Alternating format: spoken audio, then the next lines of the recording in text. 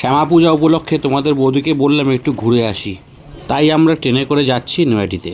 কি সুন্দর লাইটিং করেছে অন্ধকারের মধ্যে। আমরা নৈহাটি স্টেশনে পৌঁছে গেছি।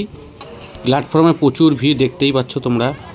নৈহাটি স্টেশনের ওপারে একটা সুন্দর প্যান্ডেল করেছে, লাইটিং ঝকমক করছে। এবার আমরা সিঁড়ি দিয়ে উঠছি বন্ধুরা, দেখতেই পাচ্ছ তোমরা। এবার নামবো। ঢাকের বাজনা কাকে বলে তোমরা শুনতে পারবে এবার।